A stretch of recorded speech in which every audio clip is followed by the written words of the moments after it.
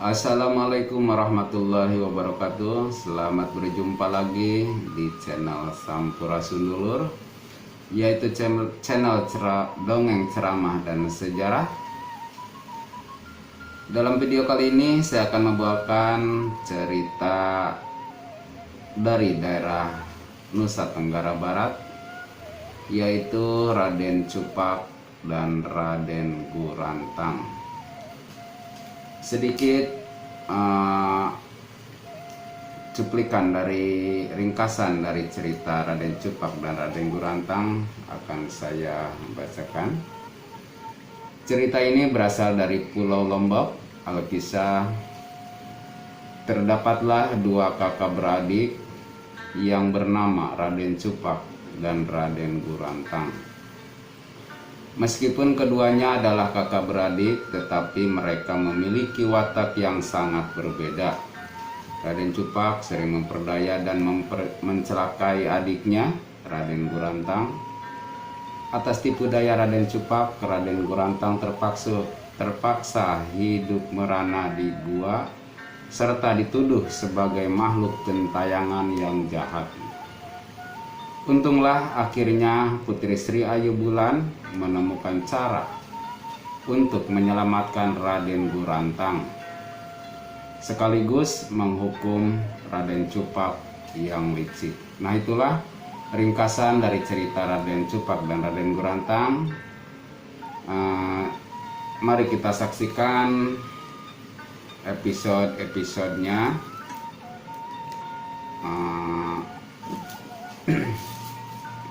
Dan untuk saudara-saudaraku yang baru gabung di channel ini, jangan lupa like, komen, subscribe, dan nyalakan tombol loncengnya agar tidak ketinggalan cerita-cerita berikutnya.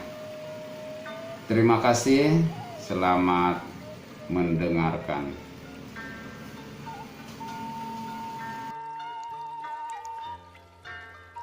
Assalamualaikum warahmatullahi wabarakatuh. Saudara-saudaraku dimana saja berada, para pendengar yang saya cintai, mari kita lanjutkan lagi cerita bersambung ini di bagian yang ke-7. Cerita akhirnya bahagia.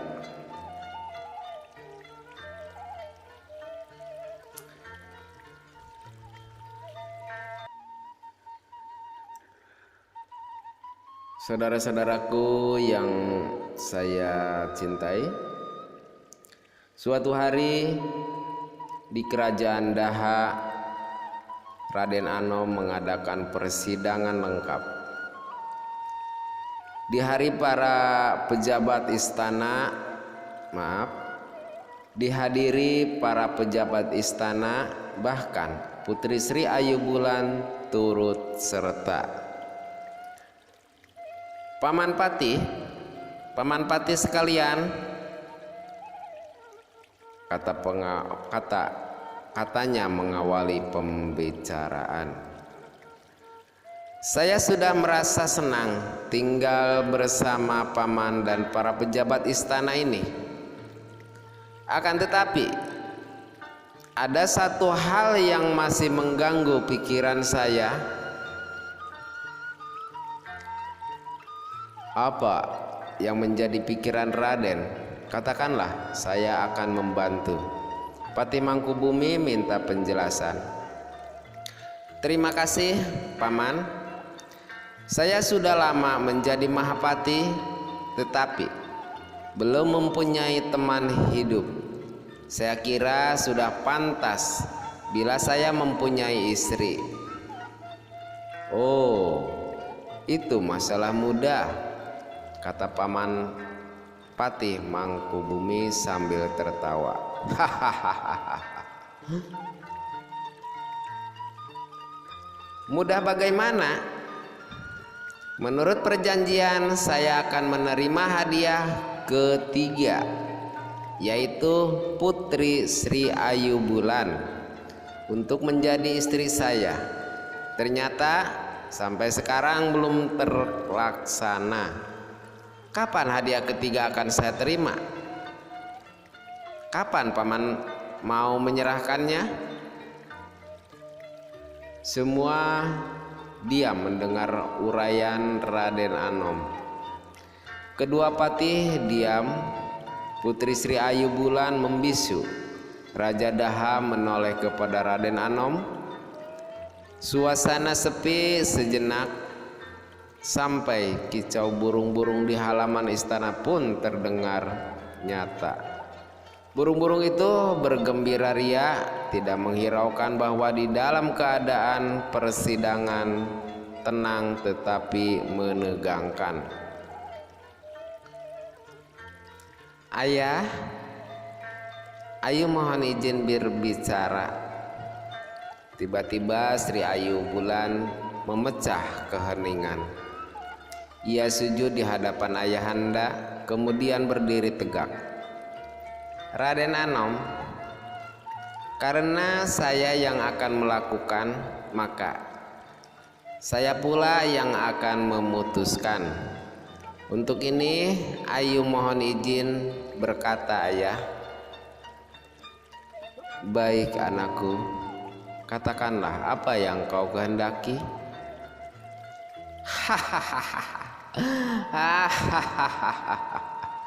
Terdengar tawa nyaring Mahapati. Suaranya memenuhi persidangan. Putri Ayu, silahkan bicara. Minta apa? Sebut saja. Saya akan mengabulkan. Katakanlah, Sri Ayu Bulan. Terima kasih, Raden. Saya tidak minta yang aneh-aneh. Saya hanya minta agar segera diselenggarakan pesta sayembara perisian secara besar-besaran. Sayembara ini agar diikuti oleh semua lapisan masyarakat, termasuk Raden Anom sendiri. Siapa yang memenangkan pertandingan, dialah yang berhak menjadi teman hidup saya. Laki-laki juara itulah yang akan menjadi suami saya. Raja Daha beranjak dari singgasananya. Ia memerhatikan putri satu-satunya yang sangat disayanginya.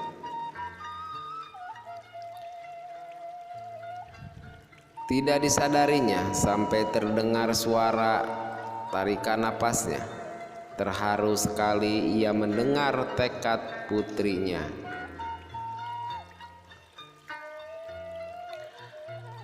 Sebagai seorang raja yang arif dan bijaksana, ia telah dapat membaca apa yang terkandung di hati putrinya. Tentunya dalam sayembara ia mengharapkan ada seorang kesatria yang dapat mengalahkan Raden Anom.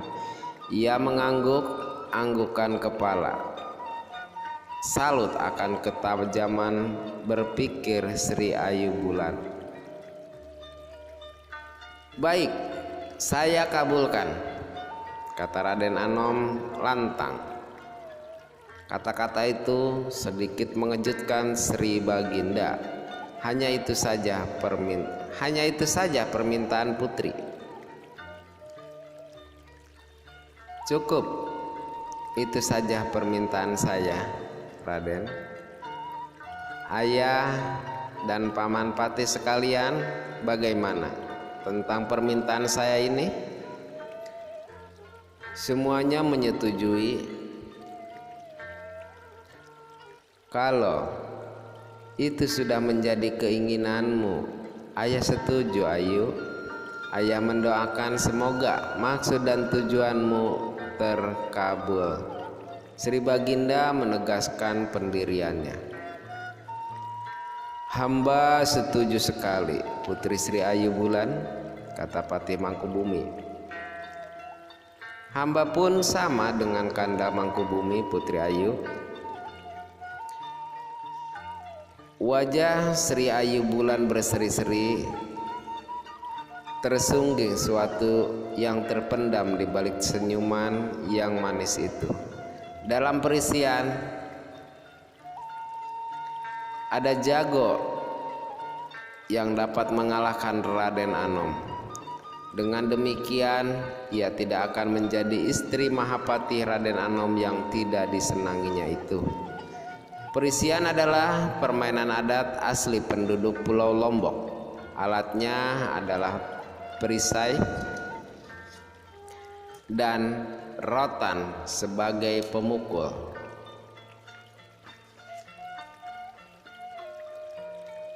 Biasanya perisainya dibuat dari kulit binatang seperti kulit sapi atau kerbau. Rotan sebagai alat pemukul dibuat sama panjang. Cara bermainnya, dua orang laki-laki masing-masing membawa satu perisai dan satu pemukul. Mereka sama-sama tidak memakai baju. Mereka bebas memukul kecuali bagian daerah terlarang, yaitu pusar ke bawah. Mereka bertanding mengadu ketangkasan. Ketangkasan seseorang dapat melukai lawan, sementara dia sendiri tidak terkena pukulan. Tetapi tidak sedikit yang menggunakan ilmu kekebalan agar kebal akan pukulan. Berita tentang diadakannya pesta sayembara perisian secara besar-besaran yang akan diselenggarakan di alun-alun istana cepat tersiar ke pelosok kerajaan Daha. Berbondong-bondong masyarakat datang membanjiri istana. Mereka ingin menyaksikan pertandingan yang belum pernah diadakan begitu meriah. Berita tersebar sampai pula di perkampungan nelayan, tempat Amak Bangkol tinggal. Raden Gurantang tertarik untuk mengikuti sayembara. Pada suatu kesempatan yang baik, ia minta izin kepada orang tuanya. "Ama dan Ina," kata Raden Gurantang dengan hormatnya, "saya ingin mengikuti sayembara perisian di istana. Saya ingin sekali ikut."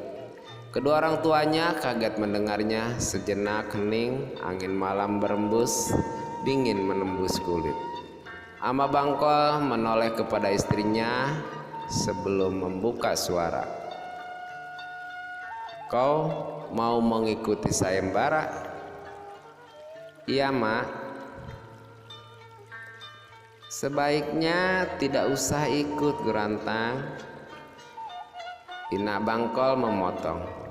"Itu berbahaya sekali, Nak. Salah-salah kau bisa luka. Untuk apa mengikuti sayembara segala?"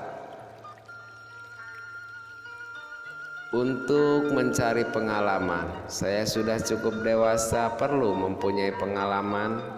Kebetulan diadakan di istana. Kapan lagi ada kesempatan seperti ini?"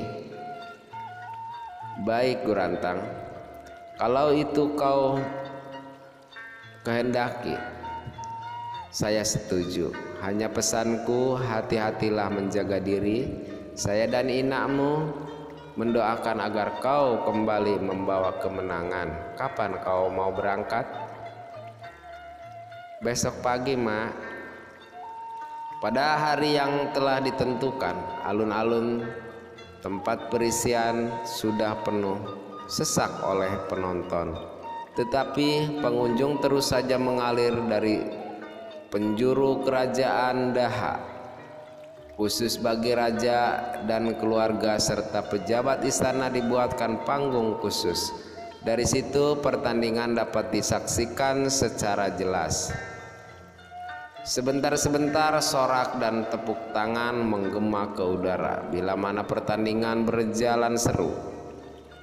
Sudah beberapa pertandingan berlalu, jago-jago perisian terkenal banyak berguguran. Saat yang ditunggu datang, Raden Anom turun ke arena pertandingan. Ternyata Raden Anom merupakan pemain perisian yang keras dan berani.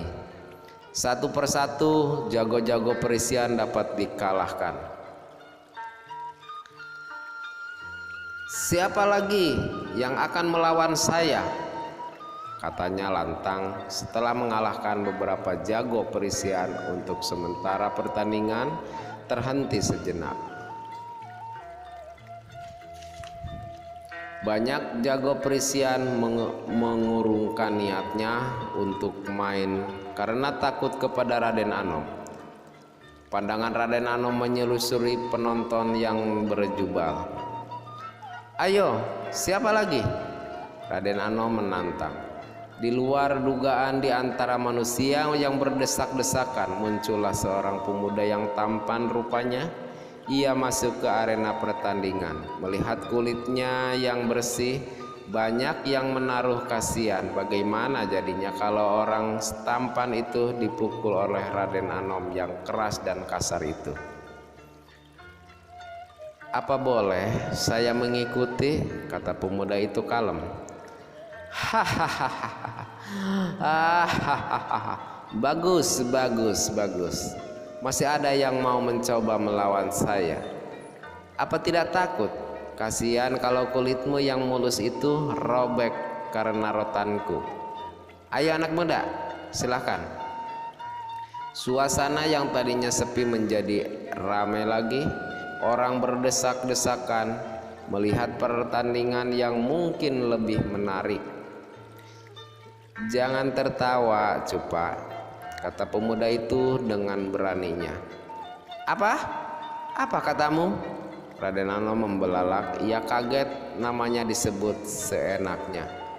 "Hei, anak muda, jangan sembarangan kalau bicara. Saya adalah Raden Anom, Mahapati Kerajaan Daha. Lancang sekali mulutmu."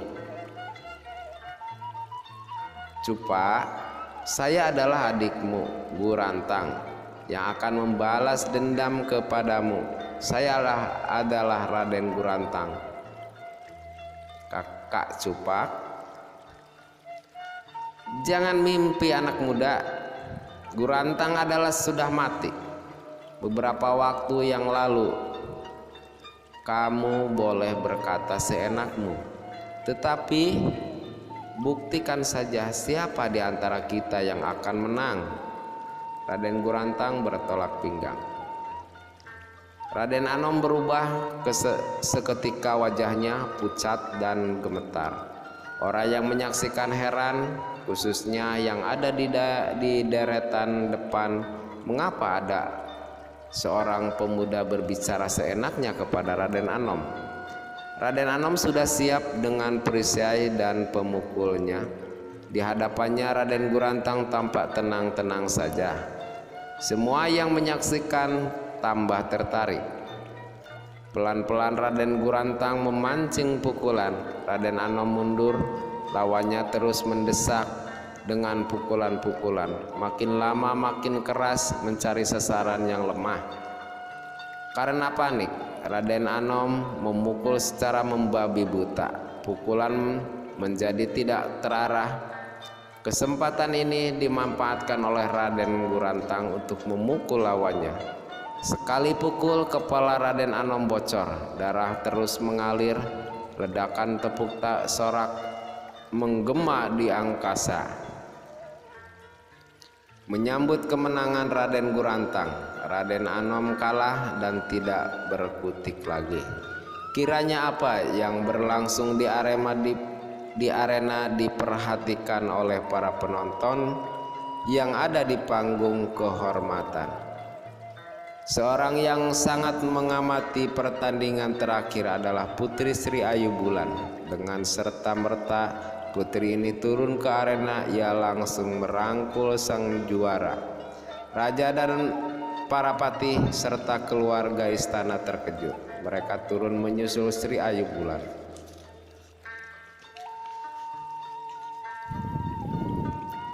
"Ayu, anakku, mengapa kau berbuat begitu? Memang pemuda itu yang menang, tetapi caranya tidak begitu," kata Sri Baginda.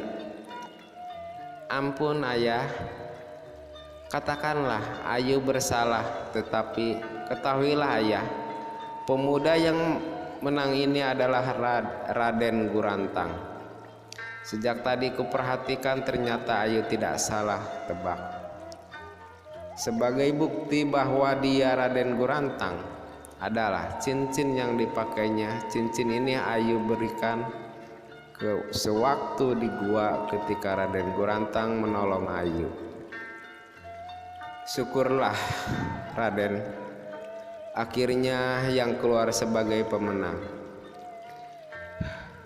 Kalau begitu, selama ini Cupak membohongi kita semua. Sri Baginda melemparkan pandangannya ke arah Raden Anom. Ketahuilah, Tuan, sebetulnya yang membunuh raksasa Limandaru adalah hamba, bukan dia. Ketika itu ia ketakutan sampai memanjat pohon. Semua mengalihkan pandangannya ke Raden Anom yang wajahnya berlumuran darah. Badannya gemetar sekali. Paman Pati sekalian, tangkap Cupak, beri hukuman seberat-beratnya, jangan diberi ampun. Sri Baginda memberi perintah untuk menangkap Cupak. Tunggu Paman, tunggu. Raden Gurantang menahan. Serahkan kepada saya untuk mengadili dia. Hukuman bagi dia yang tepat, buang ke lain daerah, tidak boleh lagi menginjakan kakinya di bumi Daha ini. Sungguh mulia hati Raden. Paman Patih, perintahkan prajurit secukupnya untuk membuang Cupak. Hal yang terpenting sekarang, umumkan segera